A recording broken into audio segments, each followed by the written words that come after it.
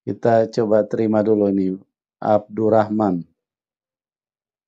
Selamat malam, Pak Abdurrahman. Iya, selamat malam. Selamat malam, Pak. Bapak Muslim Kristen? Kristen. Kristen ya? Iya. Oke. Silakan, Pak. Begini, saya mau memberikan tanggapan juga kepada Pak Ustadz ya, Hmm. karena ya saya juga sedikit tahu tentang Islam karena ya jujur saya dari mantan Muslim juga tuh. Tapi sekarang saya sudah di Papua di pelayanan. Jadi begini menurut saya, daripada kita mengorek-ngorek kesalahan orang, lebih baik Bapak bercermin dengan ajaran Bapak sendiri. Karena seringkali yang mengorek orang-orang Kristen lah, kafir lah, penyembah berhala lah, penyembah patung lah.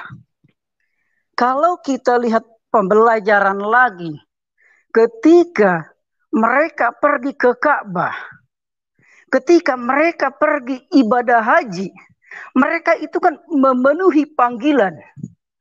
Dikatakan, la baitakallahu la baitakallah, aku memenuhi panggilanmu ya Allah. Sehingga mereka pergi ibadah haji, mereka pergi ke Mekah, mereka mengelilingi batu hitam itu. Sedangkan ketika mereka pergi ke Mekah, mereka pergi ke ibadah haji, mereka memenuhi panggilan Allah. Dan orang yang memenuhi panggilan Allah, berarti dia akan menyembah Allah. Sedangkan mereka pergi ibadah haji ke sana, apa yang mereka sembah? Yang disembah hanyalah batu, yang disembah hanyalah Ka'bah itu. Berarti Tuhanmu adalah Ka'bahmu. Berarti penyembah berhala siapa? Jadi toleransilah sedikit. Kami orang-orang Kristen tidak mau mengorek-ngorek kesalahan atau kejelekan agama-agama lain, tetapi marilah kita bangun toleransi antar agama kita dan kita belajar masing-masing menurut kebenaran kita. Kalau memang itu menurut Pak Ustadz kebenaran Pak Ustadz, belajarlah di situ. Dan tolonglah kalau khotbah itu atau berceramah itu, ceramahlah dari Al-Qur'an Anda. Bagikanlah pengalaman dari Al-Quran Anda, jangan mencomot-comot dari Alkitab, terus diambil yang jeleknya saja, tidak mau baca yang baiknya saja. Itu menurut saya bukan ustadz. Kalau menurut saya, kalau dia hanya mengambil yang jelek-jeleknya saja, karena kalau setahu saya ustadz itu dia memiliki hati yang hati yang lembut, dia penuh kasih sayang. Karena kalau orang benar-benar seorang ustadz, dia mengajarkan apa yang Tuhannya, dia memiliki kasih dan memiliki kasih sayang. Karena yang sering mereka katakan, dengan menyebut nama Allah yang maha pengasih dan maha penyayang. Tuhan mereka maha pengasih, Tuhan mereka maha penyayang. Tetapi kenapa yang mengikut pengikutnya tidak memiliki kasih, tidak memiliki kasih sayang? Itu yang diherankan sekali. Jadi tolonglah, ajarkanlah ajaran yang baik bagi Pak Ustadz sesuai dengan Al-Quranmu, sesuai dengan akidahmu yang membangun. Jangan hanya mencari kesalahan-kesalahan orang lain. Karena orang-orang yang mencari kesalahan orang lain, ujungnya akan binasa dan masuk neraka. Karena itu saya bilang, Pak Ustadz bertobatlah sebelum kiamat datang. Oke, terima kasih. Terima kasih Pak Abdurrahman. Ya, terima kasih. Ini luar biasa apa yang beliau sampaikan, teman-teman. Dan ini kalau Pak Suharsono sedang monitor mendengarkan, inilah bukti Ustadz bahwa semakin banyak yang murtad dan semakin banyak yang meninggalkan Islam. Tetapi Anda selalu propaganda kalau gereja sepi. Ini kalau mau ditampilkan ini jutaan orang ini yang sudah meninggalkan Islam, ya. Jadi seperti apa yang disampaikan oleh Pak Abdurrahman tadi, sudahlah ceramahkanlah Islammu, ceramahkanlah Muhammadmu, ceramahkanlah Al-Quranmu, apa yang bisa dibanggakan dari Muhammad, apa yang bisa dibanggakan dari Al-Quranmu, coba tawarkan kepada umat manusia. Siapa tahu orang Kristen atau pendeta, siapa tahu saya bisa tertarik kalau melihat kelebihannya. Tapi kalau kalian menghina, ya bagaimana orang bisa tertarik gitu loh. Oke, Pak Abdurrahman, ini Pak Muhammad KC juga udah masuk. Selamat malam Pak KC. Selamat malam, salam kemenangan Pak Yusuf. Salam kemenangan, Pak. Sadar Pak Salam Abdurrahman. Salam kemenangan Pak Aceh. Iya, puji Tuhan. Pak Abdurrahman ini haji dulu ya? Iya. Oh, puji Tuhan. Berarti kalau cerita tentang Mekah dengan saya akan nyambung nih. Iya, iya. Aduh, cuma capek-capek lempar-lempar batu itu tuh. Menyesal ya, duit habis banyak. Iya, duit habis banyak, percuma saja capek-capek ke sana. Aduh, kepala Tapi pun tidak boleh nonggak tuh. Aduh. Pengalaman Pak, jadi kita sekarang bisa memberantas mereka, bisa memberitahu ke mereka dengan fakta yang benar. Begitu Pak Abdurrahman.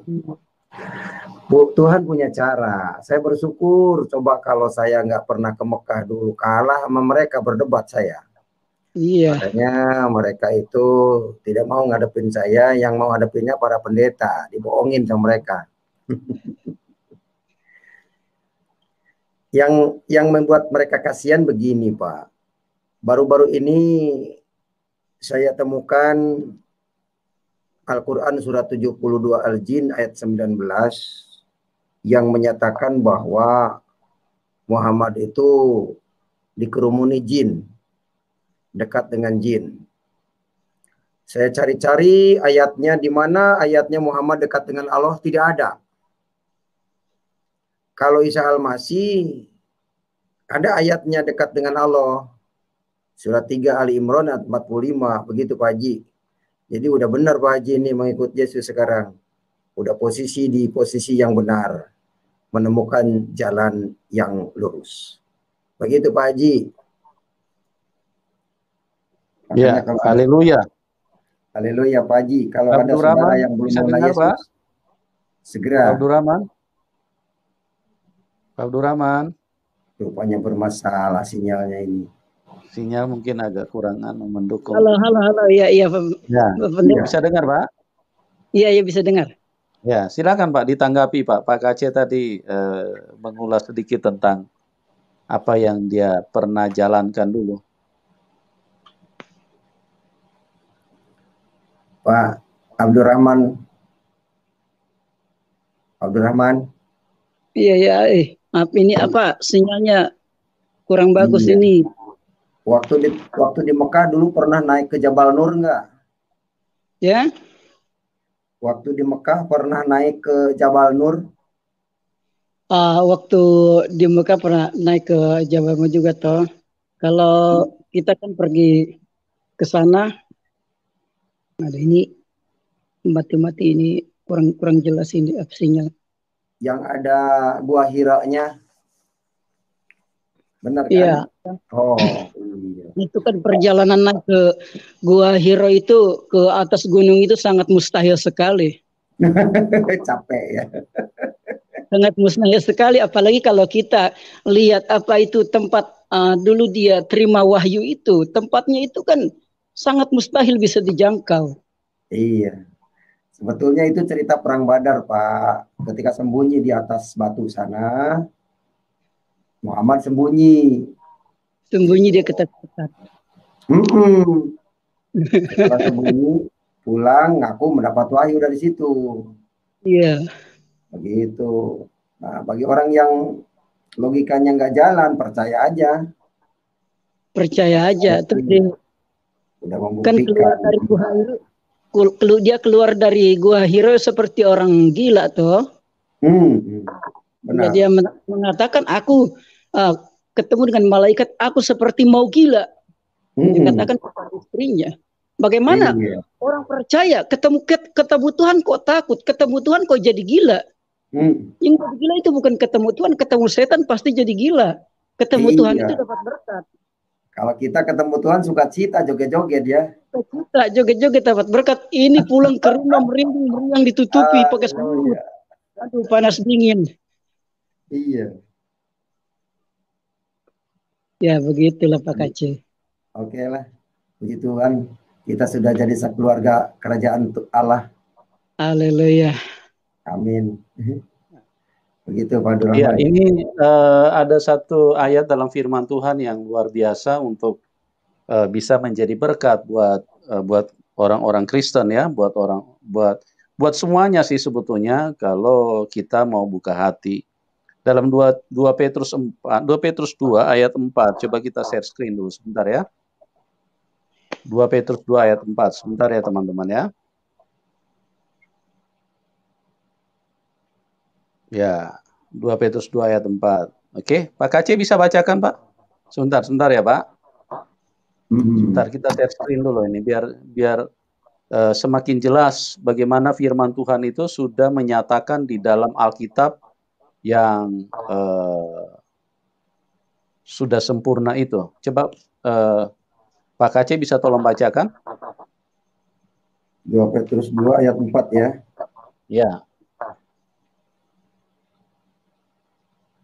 Sebab jikalau Allah tidak menyayangkan malaikat-malaikat yang membuat dosa, tetapi melemparkan mereka ke dalam neraka demikian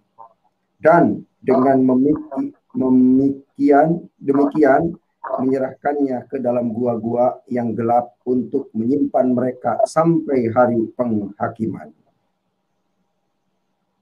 Firman Tuhan di dalam Petrus mengatakan bahwa 2 Petrus 2 ayat 4 bahwa malaikat-malaikat yang berdosa atau roh-roh jahat atau iblis ya, itu mereka dilemparkan, mereka masuk ke dalam gua-gua, dilemparkan ke tempat yang gelap untuk menyimpan mereka sampai kepada hari penghakiman ya. Jadi kalau di dalam kebenaran yang dimiliki yang telah dibukakan oleh Tuhan kepada orang-orang Kristen, bahwa yang ditaruh di dalam gua-gua itu adalah mereka malaikat-malaikat yang berbuat dosa, ya. Jadi itulah roh-roh jahat, itulah iblis, itulah yang dilemparkan ke dalam gua-gua yang gelap dan mereka disimpan di situ untuk sampai kepada hari penghakiman. Begitu, Pak. Pak Abdurrahman, bisa dengar? Iya. Jelas ya, Pak? Jelas. Jadi bagi kita adalah satu pemahaman yang jelas bagaimana Tuhan itu sudah menyatakan justru kalau kita istilahnya ke tempat gua-gua itu kita harus hati-hati ya, karena ini firman Tuhan sudah menyatakan kepada kita gitu.